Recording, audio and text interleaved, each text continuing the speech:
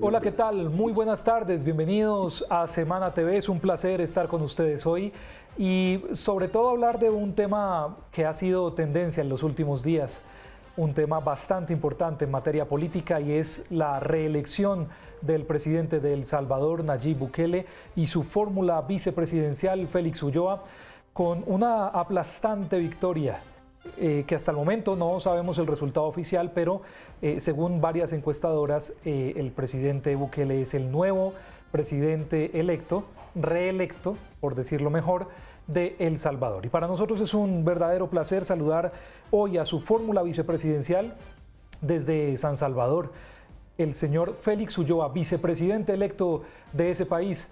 Señor Ulloa, bienvenido a Semana TV, es un placer tenerlo con nosotros. Buenas tardes. Gracias, muy amable. Un gusto conversar con ustedes, con toda la audiencia de Semana. Pues, vicepresidente, hablemos un poco de ese aplastante triunfo. Las elecciones, ¿esperaban este resultado? ¿Cómo lo recibieron ustedes en este momento? Bueno, como diría nuestro amigo Gabriel García Márquez, era la crónica de una victoria anunciada. Ya todas las encuestas daban por hecho de que el presidente iba a ganar con una supermayoría que roza el 85, 90%, va a depender de cuando se dé el conteo final. Hay que considerar también que desde el exterior se quedaron decenas de miles de compatriotas que no pudieron votar por un error técnico que se dio en algunos centros de votación, que cerraron a las 5 de la tarde y dejaron sin votar a enormes cantidades de ciudadanos. Pero dicho eso, el triunfo del pueblo salvadoreño, que ha hablado alto, ha hablado de manera libre, espontánea y sobre todo democrática, como debe ser en una sociedad democrática, para ratificar este segundo mandato del presidente Bukele.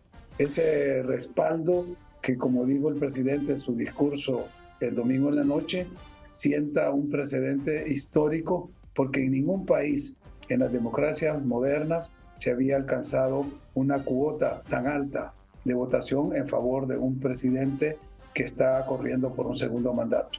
Generalmente los presidentes, los mandatarios, entran con gran popularidad, pero el ejercicio del poder hace que se desgaste, terminan sus gestiones con bajos niveles de popularidad. El caso del presidente Bukele es todo lo contrario, su crecimiento está en 96% de aprobación. Así que primero agradecemos y felicitamos a nuestro pueblo por esa fiesta cívica en la que todos participamos, y en segundo lugar ratificar el compromiso que junto con el presidente Bukele asumimos de conducir a este país hacia nuevos estadios de bienestar, de paz y de prosperidad. Vicepresidente, varias personas desde El Salvador nos han reportado manifestaciones, el desconcierto, la tristeza, la decepción de muchos salvadoreños por el tema del conteo de los votos y la participación del Tribunal Supremo Electoral en las elecciones. En algunos lugares tendrán que abrir de nuevo las urnas para contar los votos. ¿Qué es lo que está pasando con el tribunal? ¿No estaba preparado para la elección? Fíjate que no sé realmente qué pasó. Primero, porque desde el gobierno no intervenimos absolutamente. El tribunal es una entidad totalmente autónoma, independiente, no admite ningún tipo de injerencia de parte del gobierno. Entonces, lo que conocemos es lo que conoce la población a través de la información que ellos brindan, pero en su última cadena informativa reconocieron de que había habido un problema técnico en la transmisión de los resultados de las actas, y eso obligó a que el tribunal decida abrirlas, como se ha hecho en épocas anteriores, cuando no se usaba esta técnica de la transmisión electrónica, y se va a hacer pues lo que se hacía antes, ¿no? Ir contando los votos de forma manual, ir transmitiendo la información de forma tradicional, y eso pues es un incidente que no empaña ni opaca la transparencia del proceso, sino que genera una dinámica que retrasa el dato oficial de resultados. Para nosotros, que hemos observado elecciones en múltiples países alrededor del mundo, incidentes de esta naturaleza siempre pueden ocurrir, que la tecnología a veces no funciona, pero la voluntad de los pueblos queda expresada y registrada tanto en los votos como en las actas, en los informes de las misiones de observación, tanto nacionales como internacionales, y una prueba de ello es que en el caso de El Salvador, todas las misiones de observación han sido unánimes en que el triunfo del presidente Bukele es incuestionable, y el propio secretario general de la OEA, que tiene una misión de observación acá en el país, ya dio su reconocimiento enviando una felicitación al presidente Bukele, con lo cual pues cualquier duda sobre estos resultados queda soslayada, y lo que nos toca es esperar a que haya ese recuento manual de los votos tal como se hacía en el pasado. Vicepresidente, en cuanto a esas felicitaciones, vimos que Guatemala, Estados Unidos, Paraguay, algunos países pues ya felicitaron al presidente Bukele por su triunfo, pese a que no hay una confirmación de estos resultados. ¿Qué pasa con los países que no lo han felicitado? ¿Cómo lo ve usted? Bueno, lo vemos como una cuestión bastante formal. Hay países que, mientras la autoridad electoral no ha hecho una declaración pública de resultados, se abstienen de expresar una opinión. Este es el caso de algunos países de Europa o de América Latina, pero como decimos, el resultado ha sido incuestionable, y los organismos, como el caso de la OEA o de otras instituciones internacionales que han observado, son garantía de que el resultado es irreversible, que el presidente ha ganado con una abrumadora mayoría, y por eso pues países con mucha cautela, como el caso de los Estados Unidos, ya oficialmente han enviado su reconocimiento y su felicitación. Pero más importante que ello es el triunfo que se celebró en la noche del 4 de febrero en la Plaza Barrios, desde el Palacio Nacional, donde el pueblo salvadoreño celebró, festejó de forma alegre, pacífica, este triunfo. Y un reconocimiento del pueblo es lo más importante para nosotros. Vicepresidente, algo que nos llamó la atención del discurso del presidente Bukele fue esa oposición, refiriéndose a la oposición como pulverizada, que está deshecha. Cuéntenos un poco sobre eso, porque sí nos llama la atención que el resultado haya sido tan aplastante. Cuéntenos, ¿por qué la oposición no logró lo que quería lograr desde el principio? ¿Qué fue lo que pasó? Lo que pasó es lo que el pueblo salvadoreño ha expresado de manera libre y democrática, su preferencia por la opción presentada por el partido Nuevas Ideas, liderado por el presidente Bukele. El resultado y las consecuencias de su actuación en periodos pasados es la que uno siembra, uno cosecha lo que siembra. Si ellos no pudieron sembrar en el pueblo salvadoreño la confianza necesaria para tener el favor del pueblo, pues el resultado es lo que hemos obtenido. Yo creo que para la democracia siempre es bueno que haya una oposición fuerte, racional, propositiva, que es lo que no vimos en este caso. Estas elecciones estuvieran ausentes de propuestas por parte de la oposición, y el pueblo lo vio. El pueblo vio que la única campaña que hacía la oposición era atacar al presidente, atacar la figura del presidente. Se centraron en dirigir todos los ataques, que además tuvieron eco en mucha prensa internacional, que son aliados de la oposición, y que todos esos ataques al pueblo le generaron una reacción inversa, es decir, viendo el ataque sistemático, sobre todo en la última semana, de muchos medios, tanto nacionales como internacionales, generó en el pueblo una reacción de rechazo para esa oposición, porque es los pueblos son sabios, los pueblos ven y saben diferenciar, y si algo tiene el pueblo salvadoreño es esa capacidad racional para el momento de emitir el voto. Y el resultado de esas campañas negativas que hicieron periódicos como el de aquí, los periódicos nacionales, tanto digitales como impresos, igual que los periódicos en Estados Unidos y en Europa, de atacar sistemáticamente al presidente. Vicepresidente, me gustaría ahora preguntarle por un tema que se volvió tendencia en el tema del discurso del presidente Bukele. Y es esta cita que hace un medio internacional sobre la democracia, que alguien le había preguntado a usted o había citado algo que usted había dicho sobre democracia, sobre desmantelar la democracia, algo así pudimos entender desde acá. ¿Qué nos puede decir al respecto? ¿Cuál es la verdad detrás de esa pregunta y de lo que ocurrió? Porque el New York Times, tergiversando, trató de generar una falsa idea de que aquí se estaba desmantelando la democracia. La respuesta del presidente no pudo ser más contundente cuando le dijo: aquí no ha habido democracia.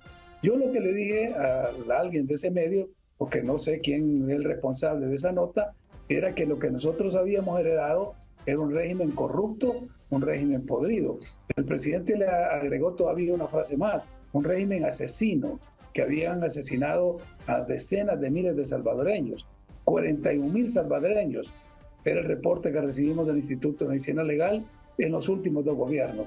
Entonces, ese medio, que es de la parte de la campaña sistemática contra el gobierno del presidente, contra El Salvador, es lo que el pueblo rechazó, y por eso el resultado. Porque ya no se deja engañar el pueblo por estos medios y por toda esta prensa facciosa que tiene una agenda de ataque constante contra el presidente, contra el gobierno y, como repito, contra El Salvador.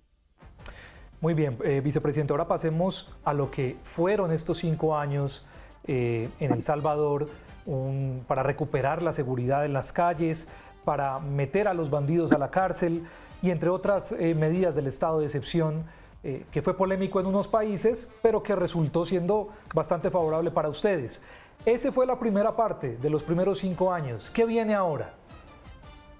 Ya lo dijo el presidente, estamos ganando las 2 guerras. La guerra contra las pandillas, que trajeron muerte, desolación, dolor a nuestro pueblo, y la otra, que era la corrupción. El 1 de junio del año pasado, el presidente declaró la guerra contra la corrupción. Ya hemos puesto tras la reja a varios funcionarios corruptos, se han recuperado cantidades de millones de dólares de personas que las malhubieron por formas incorrectas, ilegales, y esa batalla también ya la estamos ganando. Entonces, dice él, este segundo mandato va a ser el momento del crecimiento económico. Vendrán muchas sorpresas, dijo esa noche. Sorpresas en las cuales El Salvador de nuevo va a brillar. Su liderazgo en muchas de las iniciativas que se han tomado, sobre todo en temas de la economía digital, como el haber aprobado la primera vez en el mundo entero una criptomoneda como moneda de curso legal, el haber aprobado nuestra ley de activos digitales, una ley que permite el desarrollo de nuestro asocio con Google Cloud, este gigante tecnológico, el haber dado facilidades con incentivos fiscales, 10 años sin pagar impuestos, los primeros 10 años, para empresas que inviertan en tecnología, permitirá a El Salvador ser un atractivo para grandes inversionistas en estos temas. Y por otro lado, las grandes obras de infraestructura que habían quedado pendientes y que en el primer quinquenio no las pudimos desarrollar por todas esas circunstancias, la violencia, las pandillas, la corrupción que heredamos, el COVID-19, una asamblea legislativa que la dominaban los 2 partidos tradicionales y que bloqueaba todas las iniciativas del gobierno. Ahora son obstáculos superados y viene el momento del crecimiento económico, la generación de oportunidades, la creación de empleos. Eso es la apuesta para este segundo quinquenio. Vicepresidente, ¿qué decirle a las organizaciones de derechos humanos, a los países que están en contra del estado de excepción que ustedes han implementado? ¿Qué decirle a las personas que obviamente están preocupadas por esta situación de derechos humanos con los delincuentes en las cárceles? Decirles que escuchen al pueblo salvadoreño. El pueblo salvadoreño ha hablado claro y en altas voces. Entonces, que ya dejen de estar mintiendo, que dejen de estar expresando esa falsa preocupación por los derechos humanos de los delincuentes, que vean que los derechos humanos de las víctimas y del pueblo salvadoreño en general es el que defiende el gobierno de El Salvador. Y ellos se han quedado ya al lado equivocado de la historia, están al margen de los procesos como el que llevamos a cabo aquí en El Salvador, y por eso creo que la última palabra la tenía el pueblo y la ha expresado de manera clara y en altas voces este 4 de febrero. Vicepresidente, hablemos de Ecuador, porque han querido tener o tomar ese ejemplo de El Salvador contra un país azotado por la violencia, como es nuestro país vecino Ecuador. ¿Qué enseñanza le podrían dejar ustedes a ellos que están tratando de implementar algo así parecido como un estado de excepción en ese país para darle duro a las mafias y al narcotráfico y a la delincuencia en ese país? ¿Cuál es su opinión sobre lo que está pasando en Ecuador y qué consejo darle? Primero nos solidarizamos con el pueblo y el gobierno de Ecuador en esta batalla que está dando contra el crimen organizado. Nosotros no damos consejos, no damos recetas, no intervenimos en los asuntos internos de otros gobiernos, de otros estados. Sí estamos abiertos, dispuestos, disponibles a compartir nuestras experiencias. Así que en el caso de los hermanos ecuatorianos, de su gobierno, sepan que tienen en El Salvador un aliado, un gobierno y un pueblo que se solidariza con su lucha, porque hemos sufrido en carne propia los embates del crimen organizado, de la violencia, y por lo tanto sí sabemos de lo que se trata una batalla de esta naturaleza, pero no nos quisiéramos tomar el atrevimiento de dar consejos o recomendar situaciones, porque así como no las hemos pedido para hacer nuestra propia política, para impulsar nuestra propia lucha, esto es producto del talento salvadoreño, de la institucionalidad salvadoreña, con los recursos de nuestro pueblo, de nuestro país y de nuestras instituciones. Tampoco quisiéramos con nosotros estar tomándonos o abrogándonos ese derecho de ir a recomendar o de ir a dar instrucciones a otros pueblos, a otros gobiernos. Sí, repito, estamos listos, estamos dispuestos a cualquier colaboración que se nos solicite y los esperamos con los brazos abiertos para cualquier consulta, y sepan que tienen en El Salvador un aliado incondicional para poder salir triunfantes en esa lucha, tal como nosotros lo hemos logrado aquí en El Salvador. Vicepresidente, ya para ir terminando, usted es un hombre diplomático, usted estuvo acá en la toma de posesión del presidente Gustavo Petro. Después algo pasó en el tema de Twitter con el presidente Bukele, no se entendieron en algunos puntos y discutieron. ¿Cuál es la posición hoy de El Salvador frente al gobierno de Gustavo Petro después de todo lo que él dijo en Twitter y las declaraciones que él ha tenido en contra también del estado de excepción y de las políticas de ustedes en El Salvador? ¿Cuál es la opinión del gobierno de El Salvador frente a Gustavo Petro? Bueno, nosotros igual mantenemos nuestro respeto hacia los gobiernos legítimamente constituidos, electos por sus pueblos. Respetamos a sus jefes de Estado por la investidura que tienen. A veces lamentamos que se den este tipo de exabruptos porque no contribuyen al fortalecimiento de relaciones entre los gobiernos. Los pueblos no tienen por qué padecer ni las consecuencias de estos exabruptos de algunos funcionarios, pero sí, de alguna manera se toma nota, se registran estos hechos para efectos diplomáticos, para efectos de relaciones. Sin embargo, repito, en el caso de Colombia no se ha dado absolutamente ningún gesto a nivel diplomático, como sí lo tuvo Colombia con el caso de Guatemala, con el gobierno anterior de Guatemala, donde se llamaron a sus embajadores, lo cual ya es una señal de malestar entre las relaciones de los estados y una forma en que la diplomacia genera estos mecanismos. En el caso nuestro, damos por superado estos desencuentros, le deseamos lo mejor al pueblo colombiano en su búsqueda por una paz permanente y duradera, y en lo que podamos contribuir también estamos nosotros dispuestos a dar los aportes cuando así se nos solicite. Vicepresidente, ¿nos puede adelantar un poco de la toma de posesión? ¿Qué día va a ser? ¿Qué países van a invitar? Si hay algún país que no esté en ese listado. ¿Qué nos puede adelantar de esa toma de posesión? Creo que todavía es muy prematuro. Vamos a esperar a que se nos entreguen las credenciales cuando oficialmente se nos declare que hemos ganado las elecciones. Es un acto solemne que hace la autoridad electoral, y a partir de ahí me imagino pues el presidente, que es el que lleva las relaciones internacionales, las relaciones exteriores, según la Constitución, dará instrucciones a la Cancillería para que empiece a girar las invitaciones. La toma de posesión va a ser el día 1 de junio, tal como lo establece nuestra Constitución, y esperemos para entonces a ver cuáles son las instrucciones que gira el presidente a nuestra Cancillería, tal como lo hizo el 1 de junio de hace 5 años, cuando dio instrucciones precisas para que se ratificaran las invitaciones que se habían girado, porque recordemos que quien invitó el año pasado era el gobierno saliente. Es decir, que esa es la tradición, el gobierno que sale es el que invita, porque el que está entrando todavía no tiene la investidura para poder dirigirse a otros estados o a otros jefes de estado, hasta ese día que toma posesión. En este caso, como el mismo gobierno presidido por el presidente Bukele es el que va a tomar posesión el 1 de junio, será este mismo gobierno y la misma Cancillería la que se encargará de hacer el listado de los invitados. Vicepresidente, y con esta pregunta lo despido.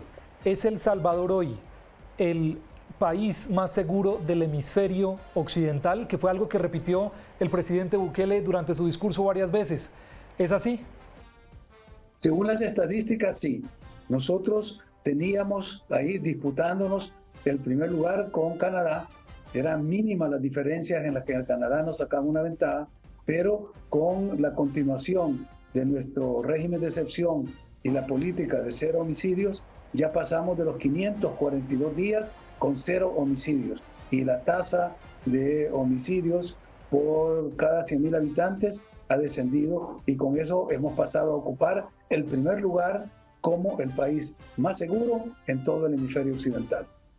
Pues vicepresidente electo, reelecto, por decirlo así, de El Salvador, es un honor siempre tenerlo en esta casa en Semana. Muchas gracias por estar aquí con nosotros y de nuevo felicitaciones por ese aplastante triunfo en las elecciones presidenciales en su país. Muchas gracias por estar con nosotros.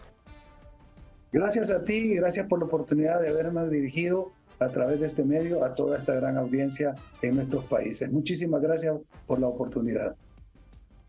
Damas y caballeros, él es el vicepresidente electo de El Salvador en un momento álgido que vive su país en la lucha contra la delincuencia, que ha tenido excelentes resultados. Esto es Semana TV, sigan conectados con nosotros.